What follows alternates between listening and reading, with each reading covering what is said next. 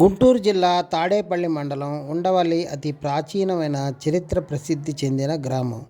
విజయవాడ ప్రకాశం బ్యారేజీ దాటి మంగళగిరి రహదారిపై కొద్దిగా ముందుకు వెళితే ఉండవల్లి సెంటర్ వస్తుంది.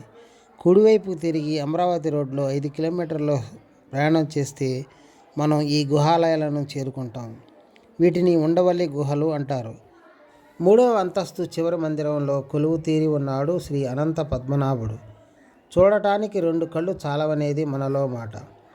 నల్లటి గ్రానైటులో ఏకశిలా నిర్మితమై పద్మపత్ర విశాలాక్షుడై అనంత సైన్యుడై పద్మనాభుడై గగనచెరులైన దేవతలందరూ ఆనందనాట్యం చేస్తుంటే జయ విజయుల పాదాల చెంత కర్తవ్య పాలనలో ఉండగా, మహర్షులు తపోమగ్నులై ఉండగా, ఆకాశంలో గరుడు నాట్యం చేస్తుంటే దర్శనమిస్తున్నాడు శ్రీ అనంత పద్మనాభ స్వామి.